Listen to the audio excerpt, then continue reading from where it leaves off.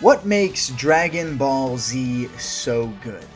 Fans of pop culture and anime have long lauded this series as arguably the most influential anime series ever to have been created.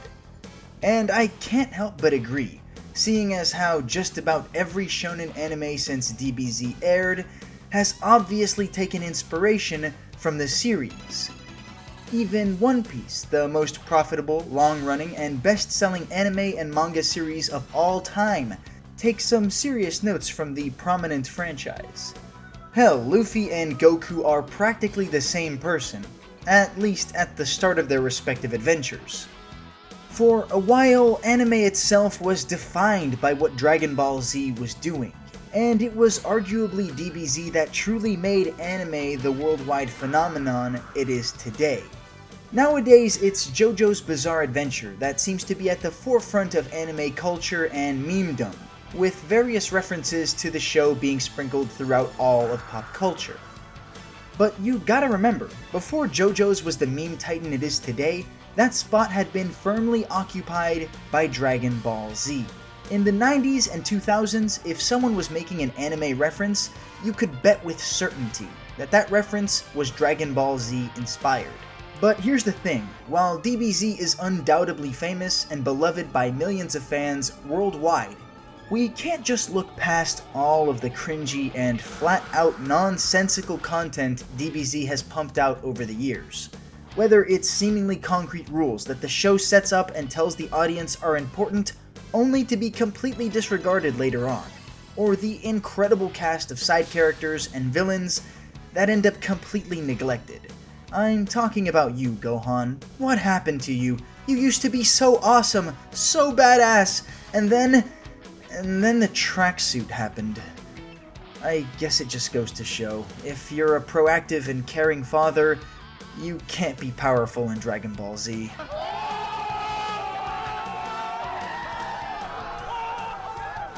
The show seems to have a continuing knack for disappointing its fans. Whether it's Vegeta always playing second fiddle and needing Goku to come save him, or forced plot lines that end up making little to no sense.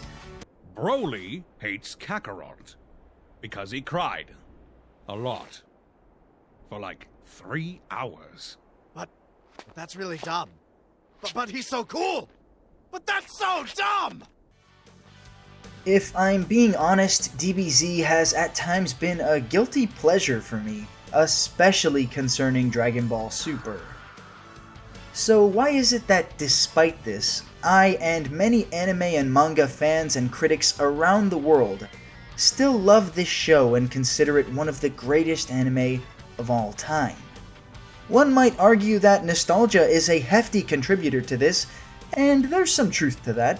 But in reality, well, Dragon Ball Z is so good because it blazed the trail for shonen manga and the genre known as power fantasy, creating and then implementing some of the most solid tropes that the anime industry, that the entertainment industry has ever seen to this day. So what exactly is a power fantasy? Well, power fantasies are a subgenre of storytelling, in which the main characters are fit with incredible powers and extraordinary abilities, such that these characters are vastly superior and more capable than us regular humans living in reality. Power fantasies, when done right, and believe me they can be done wrong, imbue the viewer with a sense of wonderment and hype. But above all, power fantasies make a viewer feel powerful. And if there's one thing Dragon Ball Z makes me feel when I watch it, it's powerful. Don't think this is accidental. Everything about Dragon Ball Z is tailored around this objective, to make the viewer feel powerful via a vicarious link to the characters on the screen.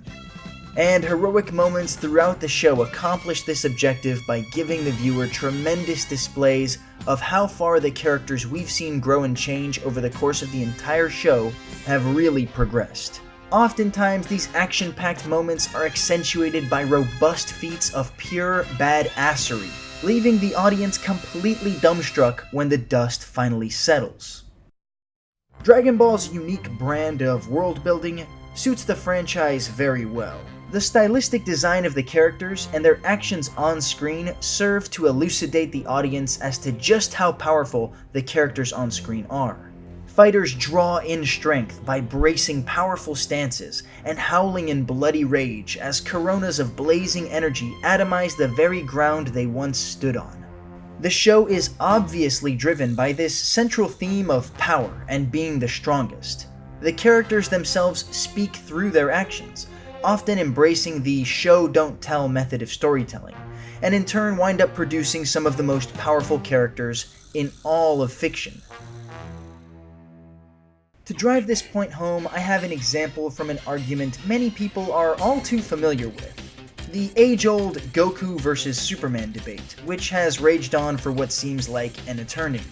This debate always seemed ridiculous to me, even when I first heard it all those years ago. Obviously, Goku would win, I thought, and most people I knew tended to agree with me.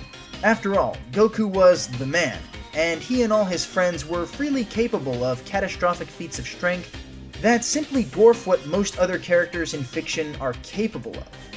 Superman, on the other hand, well, he never gave off the same air of overwhelming power, at least not as much as Goku and the other characters from Dragon Ball Z did. Then, as I began to read more and more DC comics, it became painfully evident. Superman could very easily beat Goku in a straight-up fight. I mean, Superman literally becomes a god, and I'm not talking a god of destruction, I'm talking a god of creation, destruction, the whole 9 yards. So if Superman really is such a crazy powerful figure, whose feats of strength could dwarf those of Goku's, then why do I still feel like Goku is more powerful? It's all in the way the show and manga demonstrates to the viewer just how powerful the characters in play are.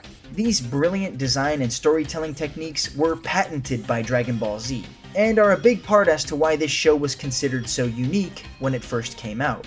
However, as fans and creators around the world began to get their hands on this franchise and use it as inspiration, new global franchises and properties began to spring up, some of which leaned very heavily on Dragon Ball Z for inspiration. Most people are aware of characters like Supersonic, who obviously drew inspiration from Super Saiyans, but even subtle things, like the way hunters charge their nen in another masterpiece of an anime, Hunter x Hunter. Their broad stances and sharp auras being awesome, no doubt, but definitely bearing similarities to those shown in Dragon Ball years before. The show has even spawned its own hefty amount of parody as well, and even still these parodies tend to be pretty cool.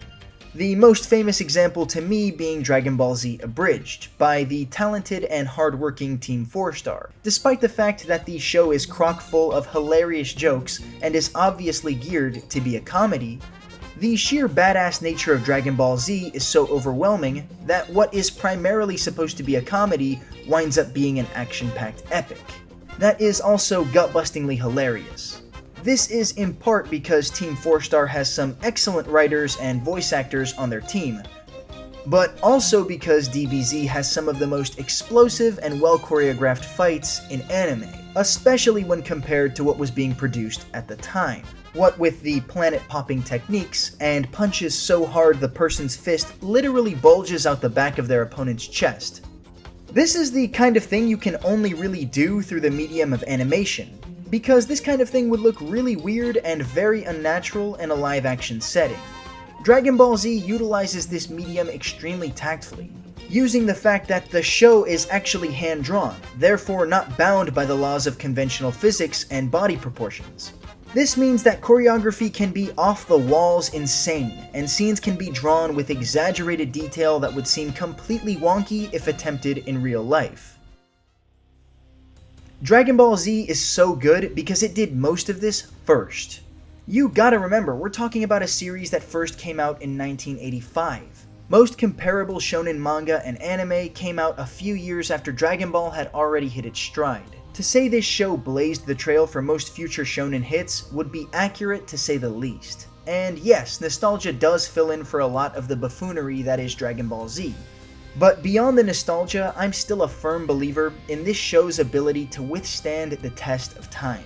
Narrative arcs like the Saiyan Saga, Namek arc, and Cell Saga are nothing short of masterpieces in my eyes. And to do them justice, and truly do this show justice, I'd have to cover each arc in its own respective video, which, hell, I might do because I love this show. And nowadays, with games like Dragon Ball Z Fighters, productions like the Broly movie, and the Dragon Ball Super manga ending its hiatus and producing new volumes again, it has never been a better time to be a Dragon Ball fan.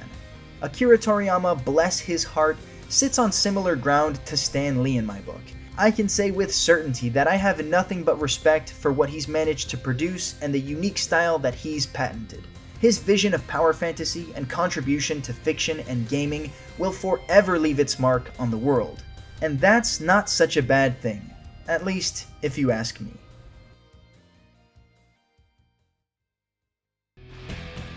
As always, if you enjoy my content, like this video and get it over 9,000 so that I can justify forcing in this terrible joke. Also, subscribing helps as we're still on the road to 1,000 subscribers.